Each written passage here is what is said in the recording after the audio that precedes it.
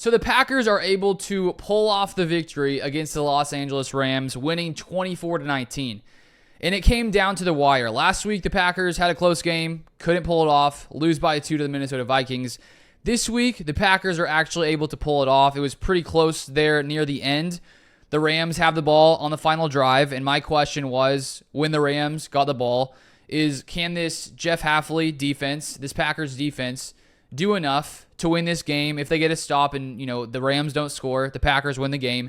And luckily, they were able to do it. The first 4th and 1, the Rams convert it. Kyren Williams runs for the first down. But then on another 4th down later in that series with, a minute or so left, Edgerrin Cooper blitzes, forces the pressure on Matthew Stafford. Stafford has to get it out. And then Packers rookie safety Evan Williams makes a beautiful play on the ball right there. And the Packers are able to come away with the victory. So the first half, if we look back to it, the Packers were down 13-10. And I think there was some good and bad on offense and defense. I think if you look at the defensive performance in the first half, the Packers weren't really able to stop the run. They weren't really getting pressure with their edge rushers, with their defensive line. It really seemed overall today that when the Packers were able to get some sacks, get some pressures, it was because they brought more than 4. It was because they started to bring some blitzes, with Quay Walker, with guys like Edgerrin Cooper as well. But the first half, the defense looked a little shaky, but because they were able to get that stop on a 4th down, I think the Packers are at the maybe 5 or so yard line in the first half. The Rams didn't score, didn't get a field goal there. And outside of the Jordan Love pick 6 in the first half, only, 7 of those points were the Rams offense. So even though the Rams were able to move the ball pretty consistently in the first half, they only came away with a total of 7 points from their offense. And going into the second half, it was sort of similar to last week. Last week, we saw the Packers struggle early. It was definitely much worse last week against the Minnesota Vikings where, we're down 28-7 going into the half, and the Packers were able to fight back. The defense played lights out last week, and that's sort of what happened this week. I think the Packers defense did play a lot better in the second half. They forced 2 turnovers in the second half, which really shifted the game. The first one, J.J. Enagbare has that great punch out. Xavier McKinney recovers it. The Packers offense drives down, Tucker Kraft touchdown. The next series, another turnover from the Rams. Matthew Stafford throws it up. Xavier McKinney, for his 5th straight game, intercepts the pass. The Packers drive down the field. Tucker Kraft scores another touchdown. And so that was the moment where the game really shifted. The Packers scored 14 points in the third quarter. And so what's really promising about this team is even if things aren't looking great in the first half, Jordan Love throws a pick 6. It was a bad decision. I get Jordan. When you're about to, have a safety happen, you're probably trying your hardest just to get the ball out as fast as possible. He makes a bad decision, throws a pick 6, and luckily, from that point on, he was really, really good, turned things around in the second half with help of the Packers' turnovers. The Packers were able to get 14 points off of turnovers, and that's really, I think, what sealed this game for the Packers, and they were able to hold on in the end, in the fourth quarter, with some defensive stops to win this game. And so when we look at the Packers right now sitting at 3-2, the NFC North is one of the best divisions in the NFL right now. And coming into this game, there were a lot of complications for this Packers team. First off, of course, you have Romeo Doubs being suspended yesterday by the Packers, with the reports coming out Friday night from Bill Hubert of Sports Illustrated that Doubs had been frustrated with his opportunities in the passing game. You throw that on top of Christian Watson missing time. And so the Packers entered this game, without Christian Watson, without Romeo Doubs. And so I think they did have to adapt to that. Dontavian Wicks is a great player. This game didn't really produce very well. Was targeted 7 times. He at least had 1 drop. And then there was that play near the end there before the Rams got the ball back where Love puts it up. I think it was 3rd down. It looked like the ball went right through Dontavian Wicks' hands. And so he has a ton of talent, a ton of ability. Unfortunately, he had some miscues when it came to drops and just not really being able to secure the ball when I think he should have. And so I'm not concerned. I think that he's going to bounce back and grow. He's still a very young player. But the Packers had a lot to deal with this week. And you would assume, in a locker room, when a player gets, skips practice for 2 days because he's frustrated with what's going on, the opportunities, and then gets suspended, you'd have to assume that, affects the locker room and affects what's going on with the team and things like that. And they were able to come in and still win this game. And if we look at the Packers, receiving core, the leader was Tucker Kraft at tight end, 4 receptions for 88 yards, 2 touchdowns. He, of course, had that 66-yard long touchdown catch in that game. And so with Dobbs out, with Christian Watson out, a tight end, and Kraft leads the team. And as we were watching that, I mean, to see Kraft come in this game and do what he did, I mean, he was pretty productive last week as well after Christian Watson, went down. But to have a tight end like Tucker Kraft, he seems like he has the ability to be a top-tier tight end, which is something the Packers have not had in a very long time, maybe since, Jermichael Finley back in the day when Aaron Rodgers was still here. So that's very promising, I think, for the Packers' future. We already know they have a ton of talent in the receiver room. Jaden Reed, Dobbs, hopefully everything goes well there. Christian Watson when he's healthy. I think Wicks, when he's able to get these drops under control, I think he's going to be fine in the long run. And to throw in Tucker Kraft in there, that was he's probably one of the best players in this game, no doubt, with his 4 receptions and 88 yards. And the thing, moving on to Jordan Love, that I love about Jordan Love, he's had a lot of bad decisions in week 1 against Philadelphia. I think he made a lot of bad reads, poor decisions. In the game against the Vikings, throwing 3 interceptions, a lot of bad decisions.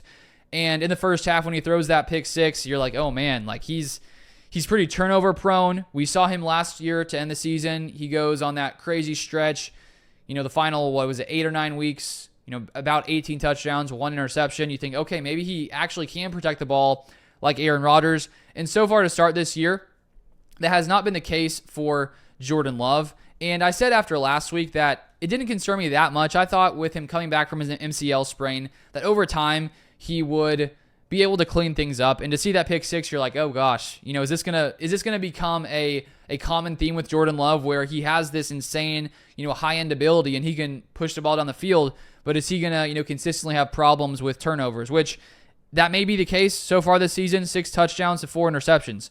But the thing I love about Jordan Love is even when he throws these picks, it doesn't really faze him. He's able to bounce back. And after he threw that interception, he was really, really good. They put up some stat I retweeted on Twitter at some point, but he had been at some point after the pick like 7 for 7, 140 yards, 2 touchdowns, something like that. So he was able to bounce back and still had an overall pretty good game. 15 of 26, 224 yards, 2 touchdowns, 1 interception, and 95.7 passer rating. And so that's why with Jordan Love, even if he is, let's say him throwing these interceptions is going to be a common theme for a long time, it's not the end of the world. Obviously, you want to see him clean that up and not make decisions like that, but he's just such a talented player. That pass to Jaden Reed in the first half was insane. It was pretty crazy how close that was. But Jordan Love is so good, and even if he throws these interceptions, he's able to bounce back as if it didn't even happen. And so that's the positive where even if it didn't clean up, which you hope it does, he still plays at a very, very high level. And in this game, the Packers did run the ball a very good amount. They ran the ball more than they passed it. 30 carries, 126 yards with 1 touchdown, averaged 4.2 yards a carry. Josh Jacobs had 19 carries, 73 yards, a touchdown. Emmanuel Wilson, 6 carries, 24 yards. And so last week, the Packers had to abandon the run pretty early because they were down by, 28-7 after the first half. This week, they were able to rely on the run a little bit more. And so, that was good to see. And then looking at this Packers defense, we knew the Rams, their offensive line has been decimated by injury. I'm pretty sure they have 3 starters out, if I'm not mistaken. And the Packers pass rush, as I mentioned earlier, outside of times when they were blitzing, it felt like they were pretty quiet. It felt like Matthew Stafford had a pretty easy day in the pocket outside of when the Packers brought extra pressure, which is somewhat concerning just because I don't think Rashawn Gary has been great this year. I don't think Preston Smith has been great this year. And if you can only get pressure and, 4 sacks when you are bringing extra guys, that is somewhat concerning to me, especially against an offensive line in the Rams that is really, really injured. That's not a great sign for things ahead, in my opinion. Luckily, guys like Edgerrin Cooper, blitzing, sort of fixed some of those issues. And it wasn't terrible all day for the pass rush. As I said, they did get some pressure at times, especially at the last drive. There were multiple pressures there by Edgerrin Cooper had one there. We also had, I believe it was Carl Brooks, right? The one of the final drives. He had a sack there today. He had 1.5 sacks per ESPN. And so that's something to watch going forward. And of course, Jair Alexander was missing once again with his injury. And it looked like the Packers had Javon Bullard in the slot most of the time. And then on the outside at corner, they had Keyshawn Nixon. And then Carrington Valentine and Eric Stokes on the other side. And then Evan Williams was, starting at safety next to Xavier McKinney. And I think he had a really, really good game. I mean, we already talked about him at the end there. Had some great coverage on the final play to sort of seal the victory for the Packers. And he had a few other great plays in that game. And he actually led the Packers in tackles at 10. He was flying around. So to see what he was able to do, that's promising for the Packers. We'll see what happens once Jaire comes back, because he'll obviously play outside. And then we'll see if the Packers, keep Keyshawn in the inside, or if they move Javon Bullard there and keep Evan Williams at safety with Xavier, just because Evan Williams has played so well. Who knows? But I do think, that was really cool to see Evan Williams have a really, really big day today for the Packers and their defense overall. And so all in all, I thought that was a pretty good game for the Packers. There are a lot of things that they can do better. They were 1 for 8 on third down, which isn't great. Their defense was not great against the run today. That had been something where they'd actually been somewhat good against the run to start the season, sort of in the 10 to 15 range among the rest of the NFL. And the Rams ran the ball 28 times for 134 yards at 4.8 yards per carry. And so it wasn't a great day on the ground, stopping the running game, especially in the first half. But the final thing to touch on here is the Packers continue to force turnovers. And after the first couple of games where they force, 2-3 turnovers, I was thinking to myself, okay, if they can do this every game, then this is a very, very good team. And the question is, can they keep this up? Is this just something that's going to happen here and there, where some games they have 3 turnovers or force 3 turnovers? Some games it doesn't really happen. And so far this season, they've pretty much forced turnovers. I'm pretty sure it's been in every game multiple times. I need to check up on those stats just to make sure. But in the third quarter, getting that fumble, Xavier McKinney getting that interception, 5th straight game. I mean, that is honestly one of the greatest signings the Packers have made in free agency in a very long time. He's completely transformed this Packers team to, just be able to fly around, the field and go and make interceptions nonstop. He almost had another one where it sort of went through his hands. He could have had 2 today.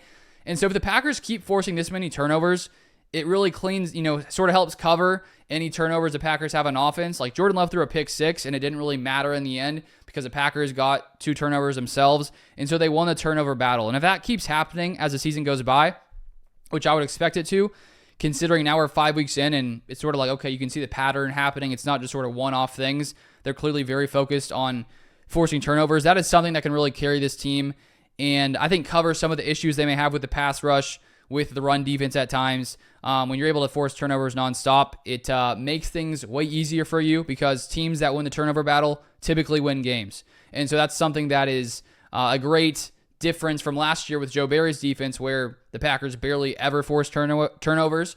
And so if that's all Jeff Hafley brought to Green Bay, I think it's totally worth the switch from Joe Barry to Jeff Hafley. And I do think this Packers defense, has its strengths. There's definitely a lot of things to work on. They're not, I wouldn't say they're an elite defense right now. I think they need the pass rush to be better, to be considered that, the run defense to be better consistently.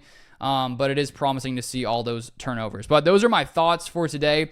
Thank you for watching. If you want more Packers content, feel free to subscribe down below, and I'll see you guys next time.